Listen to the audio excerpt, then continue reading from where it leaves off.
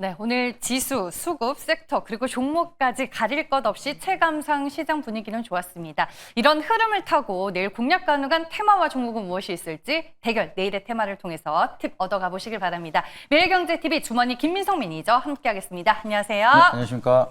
네, 제가 시장 좋았다라고 말씀을 드렸는데 지금 가는 섹터와 가는 종목이 더 가는 시장인가요, 매니저님? 네, 지금은 계속 그런 시장이 연출이 되고 있고요. 지금 한동안은 좀 그렇게 계속 갈 가능성이 높다라고 좀 보고 있습니다. 코스닥 기준으로 봤을 때 거래대금을 보시게 되면은 우리가 흔히 강세장이라고 말할 때는 유동성 자금이 많이 이어졌을 때, 그때 전반적으로 다 같이 올라가는 장세가 대체적으로 만들어지는데 지금 같은 경우에는 오히려 오늘 같은 경우에 증시가 좋은데도 거래대금은 줄어드는 모습이 만들어졌습니다. 그만큼 유동성이 아직은 부족하기 때문에 모멘텀이 명확하거나 좀 섹터별로 조금 더 이제 이슈가 될 수 있는 그런 모멘텀이 있는 종목들 위주로만 움직이고 있는데 아직은 한동안 이런 분위기가 이어지지 않을까 좀 이렇게 생각을 하고 있습니다. 당분간은 불장이 이어질 수도 있다. 우리 투자자분들이 모두 원하고 있는 그 얘기를 해주셨습니다. 네, 그럼 대결 내일의 테마 본격적으로 시작해 보겠습니다. 오늘 우리가 봐야 할 키워드는 뭔가요? 네, 지금같이 좀 다시 한번 눌림 이후에 상승이 나타날 때 주목할 필요가 있다라고 좀 생각이 되고 있어서 슈퍼사이클을 타고 있는 종목을 한번 말씀드리도록 하겠습니다. 네, 슈퍼사이클 이 얘기만 들으면은 딱 떠오르는 두 가지 업종과 섹터가 있기는 한데 저희 예상이 맞을지 한번 확인을 해보겠습니다. 첫 번째 테마는 뭘까요? 네, 슈퍼사이클 하면 바로 떠오르실 것 같습니다. 실적이 굉장히 잘 나고 있기 때문에 모멘텀 자체가 부각이 되고 있는 조선, 빼놓지 않고 말씀을 드려야 될 것 같습니다. 네, 제가 예상했던 그 섹터와 업종이 맞습니다. 근데 조선하면은 한미 협력에 대한 기대감이 큰데 이게 솔직한 말로는 새로울 만한 뉴스는 아니잖아요. 네.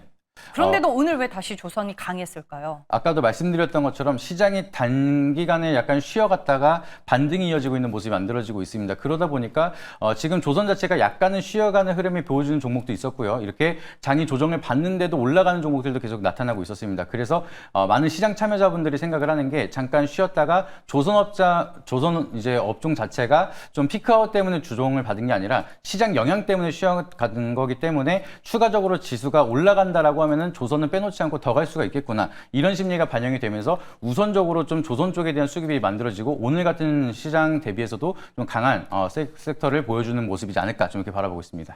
살짝 쉬어가는 듯 했지만 다시 본연의 제자리를 찾아가고 있다라고 말씀을 해주셨는데 김민성 매니저는 조선 안에서 어떤 이슈를 좀 중요하게 보셨을까요? 네, 아무래도 지금 최근 들어서 바로 나온 이슈는 아니지만 네. 조선업 사이클이 강하게 이어졌던 근본적인 이유는 트럼프 대통령에 대한 좀 러브콜 이어지기 시작을 하면서 수주에 대한 기대감이 더욱더 커지기 시작을 했습니다. 그래서 거기에 대한 이슈가 지속적으로 이어지고 있는데 미국 같은 경우에는 한국 조선업을 선택을 한 이유에 대해서 좀 근본적으로 보시게 되면은 해군력을 확충하기 위한 이슈 때문에 한국을 선택을 하고 있다. 이런 얘기가 나오고 있습니다. 그래서 한국 같은 경우에는 조선업에 대한 기술력도 좀 풍부하고 미국에 대한 동맹국인데 미국 같은 경우에는 중국을 견제하기 위해서 해군력을 확대하는데 혼자서는 어렵다라고 좀 판단이 되고 있기 때문에 여기에 대한 좀 수혜를 글로벌적인 동맹 국가들과 같이 좀 함선을 늘려가려는 전략을 한국이랑 같이 좀 모멘텀을 만들고 있기 때문에 이런 부분이 좀 가장 중요한 모멘텀이 될 거고요. 그리고 여기에 대한 모멘텀이 좀 끝나지 않고 앞으로 향후 37년까지는 448척에 대한 발주까지 이어진다라고 얘기를 하고 있습니다. 그렇게 된다라고 하면은 향후 미래 가치에 대한 모멘텀까지도 조선업은 아직까지 끝나지 않았기 때문에 여전히 좀 지속성 있는 상승 기대해 볼 수 있는 구간이다. 좀 이렇게 판단하고 있습니다. 여전히 조선 쪽에서는 한국 기업들의 기회가 많다라고 이슈를 정리를 해주셨습니다. 그러면 장점과 단점을 이제 따져볼 텐데 모멘텀이 될 만한 장점부터 볼게요. 네, 장점이라고 하면 앞서서 잠깐 간단하게 설명을 드렸던 것처럼 미국이랑 중국이 서로 견제를 굉장히 열심히 하고 있습니다. 그렇기 때문에 여기에 대한 반사 수혜적으로 아까도 말씀드렸던 것처럼 미국은 해군력에 대한 패권을 유지하기 위해서 동맹국가에 대한 협업을 진행하려는 스탠스를 보여주고 있는데 여기에 가장 손꼽히는 게 한국에 대한 조선업이기 때문에 여기에 대한 실적 수혜가 이어진다라고 하면은 지금까지도 실적에 대한 모멘텀 때문에 강한 시세를 보여줬는데 앞으로도 좋을 것이다. 그러면 사실 조선업은 팔 이유가 아직은 안 나타나고 있기 때문에 여전히 좀 강한 시세를 기대해 볼 수 있는 가장 커다란 모멘텀이 된다라고 보시면 좋을 것 같고요. 그리고 이제 하반기에 수주에 대한 실적 모멘텀이 본격적으로 좀 찍히는 구간이 왔습니다. 조선업은 아무래도 이제 수주가 이어지고 나서 확정 실적까지 가는 데까지에 대한 시간이 약간은 필요한데 이제는 그게 하반기부터는 본격적으로 매출 확정 실적이 이어질 수 있는 구간이 되기 때문에 그동안에는 수주 잔고에 대한 기대감, 이제는 실적을 찍으면서 올라갈 수 있는 모멘텀 형성이 될 수가 있다 보니까 가장 커다란 장점이 되지 않을까. 결과적으로는 조선은 실적이 가장 큰 메리트다 보시면 좋을 것 같습니다. 네, 아니 단점을 보니까 수주와 실적 간의 시차가 크다라고 말씀을 해주시는 것 같은데 뭐 1분기 실적은 확인이 됐고 어차피 지금은 수주 때문에 올라가는 거 아니에요? 맞습니다. 지금은 수주가 잔고가 계속 쌓이고 있다 보니까 네. 앞으로 실적이 좋을 것이다라고 이제 예측이 되다 보니까 멀티플이 먼저 선반영이 되기 시작을 하는 건데 보통 수주가 되고 나서는 확정 실적까지 가는데 한 2, 3년 정도가 걸립니다. 그러다 보니까 앞으로에 대한 실적이 앞으로 좋을 것이다. 이런 기대감이 먼저 멀티프리미엄을 땡겨오고 있는 상황이긴 한데 이런 부분에 대해서 임계점이 올 수 있을 거라는 건 좀 리스크가 필요합니다. 우리가 2차 전지도 마찬가지로 고성장을 하기 시작을 하다가 성장률이 좀 더뎌지기 시작을 하다 보니까 캐즘 현상이라고 얘기를 했는데 조선은 또 마찬가지로 수주 잔고는 많지만 생성할 수 있는 조선은 약간 한정적입니다. 그래서 성장에 대한 모멘텀이 약간은 위축되기 시작을 한다라고 하면은 거기에 대한 시차 적용이라든지 피크아웃에 대한 우려감은 우리가 어느 정도 좀 체크를 해봐야겠지만 지금 당장에 대한 악재는 아니지만 그래도 우리가 투자를 한다라고 하면은 계속해서 체크를 해야 되는 좀 중요한 리스크다라고 보시면 좋을 것 같습니다. 성장이 조금이라도 둔화되는 그 구간이 확인이 되면 시장에서는 우려감이 커질 수도 있다. 이 말씀을 해주시는 것 같습니다. 네, 내일의 테마 첫 번째는 조선이었고요.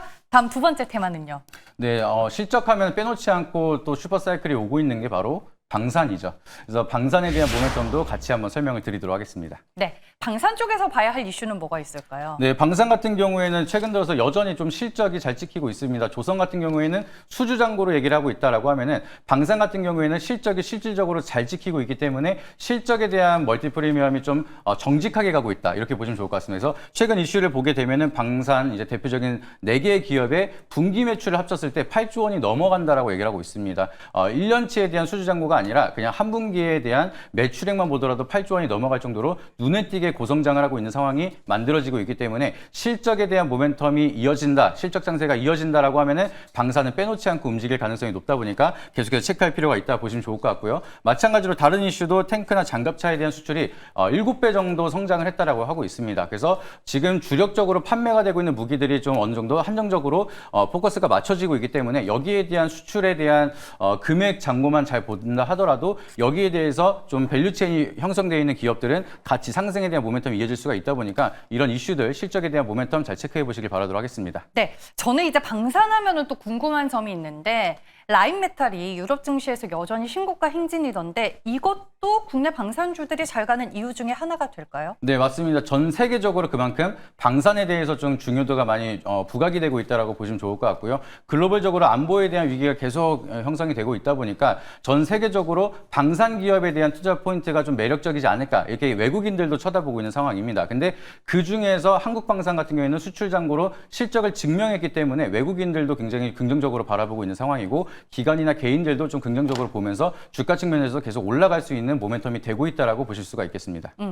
장점을 미리 얘기해 주신 걸까요? 아니면 장점 더 짚으실 거예요? 네, 간단하게 하나만 더 짚어서 말씀을 드리면은 네. 지금 K방산에 대한 입지가 계속 확대가 되고 있습니다. 그래서 그 이유를 보시게 되면은 다른 국가 대비해서 사계절이 굉장히 뚜렷해요. 그래서 여러 국가에다가 수출을 할 수 있는 기술 테스트를 할 수 있는 그런 방산 기술을 가지고 있는 게 바로 한국이기 때문에 더운 나라에서도 팔 수가 있고요. 추운 나라에서도 팔 수가 있는데 이런 기술력을 이번 입지를 통해서 확실하게 보여줬기 때문에 앞으로도 기술 수출에 대한 모멘텀이 형성이 된다라고 하면은 우선적으로 좀 가성비가 높고 기술력이 높은 한국형 무기가 좀 판매가 많이 될 가능성이 높다 보니까 이런 부분을 좀 체크한다라고 하면은 여전히 인프라는 계속해서 커질 가능성이 높다라고 보시면 좋을 것 같습니다. 네, 알겠습니다. 단점을 보니까 차익 매물 출회를 주의해야 한다라고 써놓으셨는데 제가 차트 다 돌려보니까 지금 방산주들은 전고점을 넘어서느냐 마느냐 그 갈림길에 서 있는 것 같던데요. 맞습니다. 그래서 우리가 언제든지 차익 매물이 쏟아질지는 모르는 부분이기 때문에 그런 부분은 항상 리스크적인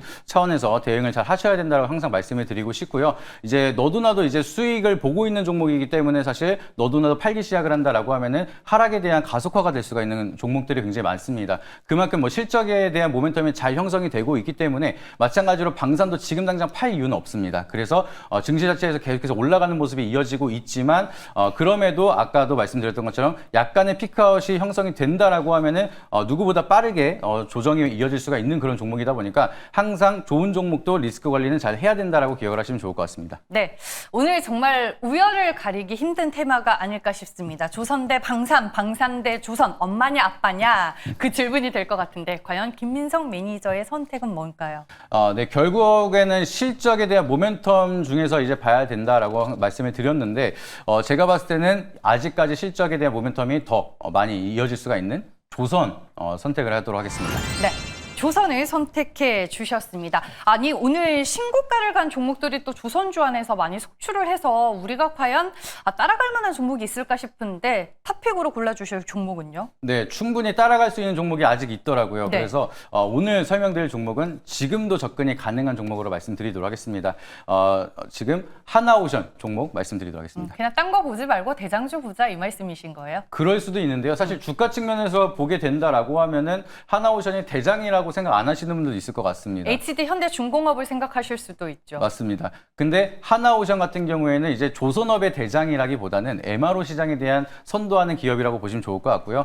그리고 하나오션이 사실 좋다라는 거는 다들 너무 잘 알고 계실 것 같습니다. 근데 좋은 거 알겠는데 지금이라도 사야 되는 이유에 대해서 좀 더 짚어서 말씀을 드리면은 지금 조선업 같은 경우에는 수주잔고 거의 꽉 차 있습니다. 아까도 말씀드렸던 것처럼 실적이 찍히는 데에 대한 시차가 들어간다라고 하면은 분명하게 실적에 대한 임계점이라든지 피크아웃은 올 수가 있는 건데 그런 부분에서 플러스 알파가 될 수 있는 모멘텀이 뭐가 있느냐 이 부분이 앞으로에 대한 조선 방향성이 만들어질 수가 있습니다. 그래서 조선업들 중에 계속해서 지금 추가적인 인프라를 만들고 있는 게 MRO 시장을 계속해서 좀 추가적으로 모멘텀을 만들고 있는 상황인데 그 중에서 대장 역할을 하고 우선적으로 미국에 대한 수주를 따고 있는 게 바로 하나오션이고요.